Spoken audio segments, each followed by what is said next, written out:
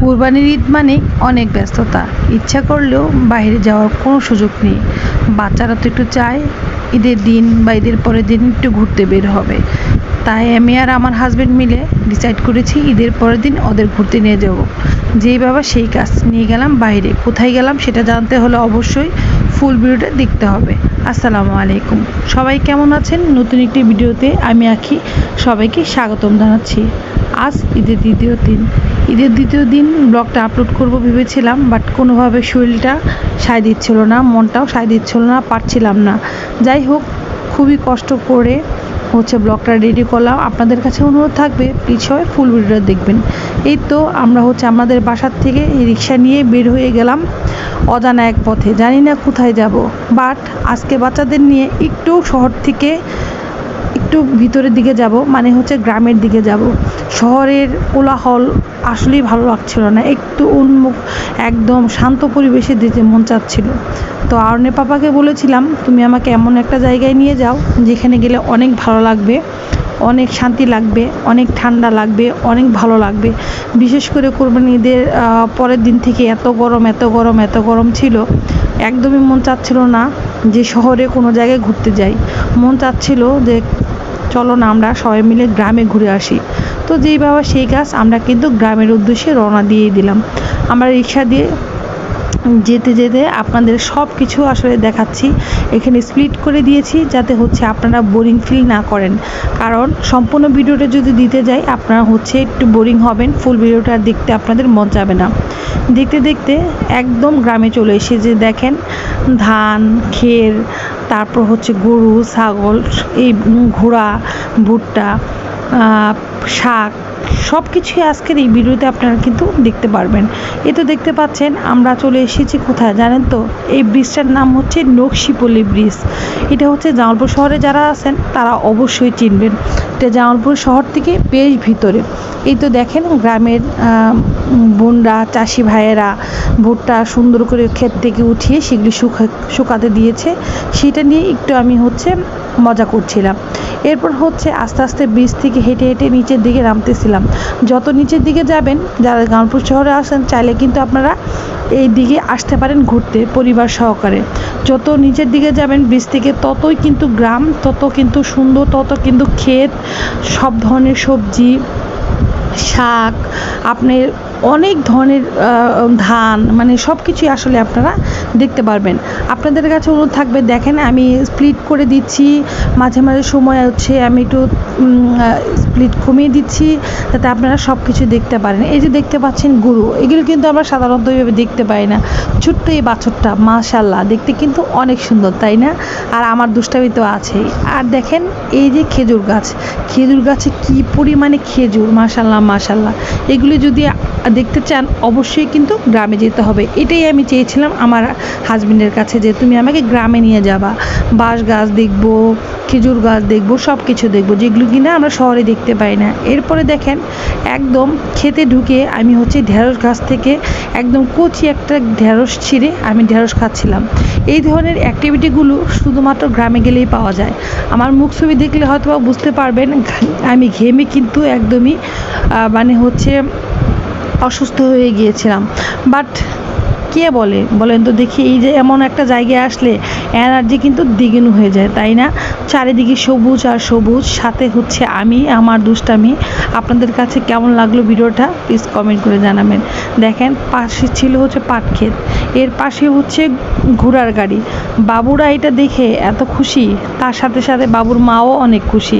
দেখেন বাবুর মা কেমন করে দুষ্টামি করতেছে, ঘোড়ার গাড়িতে বসতেছে, ঘোড়ার সাথে কত ধরনের অ্যাক্টিভিটি সে করতেছে। এখানে একটু স্প্লিট করে দিয়েছি। আবারও বললাম কেন আপনারা যে বিরক্ত হয়ে যাবেন, এত বড় ভিডিও আসলে সাধারণত কেউ দেখতে চায় না, তাই ভেবেছি যে একটু স্প্লিট করে দেই। আর ইতিমধ্যে যারা আমাকে ফলো করেন তারা দেখেই ফেলেছেন অনেক ভিডিও কিন্তু আমি অলরেডি আপলোড করে দিয়েছি, শর্ট ভিডিও। তো যাই হোক, এরপর হচ্ছে ঘোড়ার যে গাড়ির মামাটা আছে তাকে বললাম, মামা এই ঘোড়াটা কি ধরলে কি সে কি কোনো কিছু করবে কিনা? বললো যে না মা, কোনো সমস্যা নেই, তুমি ধরো। আর গ্রামের মানুষরা এতটা সহজ সরল, এতটা ভালো ছিল, এতটা সাপোর্টিভ ছিল, আমি যা চাচ্ছিলাম তাই দিচ্ছিল। এই যে দেখতে পাচ্ছিলেন যে কাঁচি দিয়ে আমি ধান কাটতেছিলাম, যারই ক্ষেত তার কাছ থেকেই অনুমতি নিয়ে, তার কাছ থেকে কাঁচিটা নিয়ে আমি হচ্ছে ধান কাটছিলাম।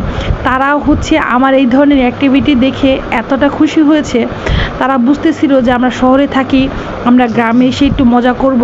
তারা কোনো দিক দিয়ে কিন্তু আমাদের কোনো বাধা দেয়নি, তারা বরঞ্চ আমাদের অনেক অনেক সহযোগিতা করেছে। আমি যেটা করতে চেয়েছিলাম সেটাই করতে দিয়েছে, কোনো বাধা দেয়নি। আর আমিও মন খুলে নাচতেছিলাম, ঘুরতেছিলাম, বেড়াচ্ছিলাম।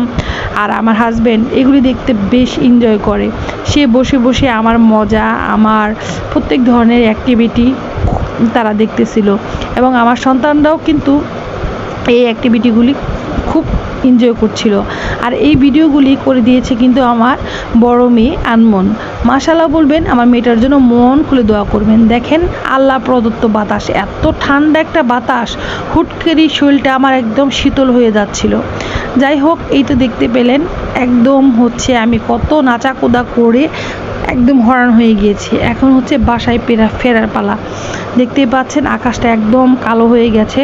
তো আমার আরনের পাপা বললো যে চলো এখন বাসায় ফেরা যাক, কারণ হঠাৎ করে বৃষ্টি নেমে আসবে, তখন বাবুরা একদমই ভিজে যাবে। তো আমি ভাবতেছিলাম যে না চলো আমরা থাকি, আমরা ভিজি, কিন্তু ও হচ্ছে খুবই ভয় পায়, অনেক অনেক বিদ্যুৎ চমকায়। এই সময় আসলে বাইরে থাকলে, হঠাৎ বাবুদের নিয়ে থাকলে আল্লাহ না করুক কোনো বিপদ হতেই পারে। দেখেন মেঘ কত পরিমাণ, আকাশটা একদম কালো হয়ে গিয়েছিল। আর এই চাটাটা কতটা সাপোর্টিভ ছিল, যখন সে দেখেছে দূর থেকে আমি তাকে ভিডিও করছি, আর সে আমার সামনে এসেছে, এসে বলতেছে মা তুমি ভিডিও করো, আমি তোমার ভিডিওটি কি করা হয়েছে। দেখেন কতটা সাপোর্টিভ, চাইলেও কিন্তু পারতো, সে তার মতো করে সাথ দিচ্ছে, এটা কেন আমাদের দেখাতে হবে বলেন, সেই তার মতো দিয়ে চলে যাবে। কিন্তু না, সে আমার সাথে এসে কথা বলেছে, সে আবার বলেছে তোমার ভিডিও করা হয়েছে কি না। তারপর আমি বলছি হ্যাঁ হয়েছে, সে হাসি মুখে আমার কাছ থেকে গিয়েছে। আর আমার দুষ্টামি দেখেন, মাশাআল্লাহ বলবেন। অবশেষে আমার স্বামীকে আপনারা দেখতে পেলেন, তাই না? সে কিন্তু আমার ভিডিওর পিছনে অল টাইম ছিল, তাকে ভিডিওতে আমি খুবই কম আনি, এবং আমার বাচ্চাদেরও আমার ভিডিওতে খুবই কম আনি। আমার সত্যি খুবই খুবই ভয় লাগে।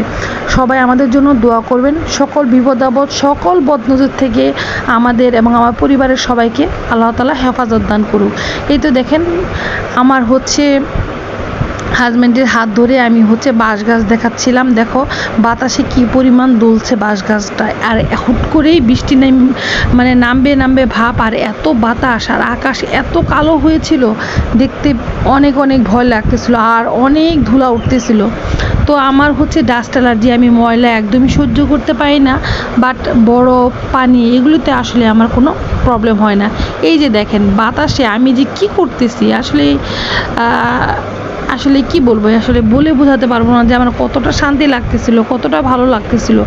সব সময় তো ভাই ঘরের ভিতরেই বন্দি থাকি, রিক্সা দিয়ে ঘুরি, রেস্টুরেন্টে যাই, শহরের কোলাহল, এতটা শব্দ, এতটা আওয়াজ, এতটা কি বলবো, এগুলি আসলে ভালো লাগতেছিল না। মন চাচ্ছিল যে একটা একদম শান্ত পরিবেশে যাই, যেখানে কিনা নিজের মতো করে সব কিছু করতে পারবো। দেখেন ওই যে পাশেই যে একটা বোন দেখতে পেলেন, তারা কতটা সাপোর্টিভ, তার কাছে আমি খোলাটা চেয়েছি, আমি বলেছি হ্যাঁ, সে বলতেছে তুমি কি পারবে, আমি বলছি হ্যাঁ আমি চেষ্টা করি, অবশ্যই পারবো। তারটা আমি দেখেছি, এরপর হচ্ছে আমি ধান উড়িয়েছি। দেখেন আমার এই ভিডিওতে আমি সব ধরনের দুষ্টামি করেছি, এবং এই ভিডিওগুলি কিন্তু ছোটো ছোটো ভিডিও অলরেডি আমার চ্যানেলগুলোতে আপলোড করে দিয়েছি। আপনারা যারা এখনও দেখেননি প্লিজ ঘুরে দেখে আসবেন। এই তো আমাদের বাসায় যাওয়ার পালা। দেখেন অটোতে উঠতে না উঠতেই বৃষ্টি, ঝুম বৃষ্টি। যাই হোক মাশাআল্লাহ বলবেন।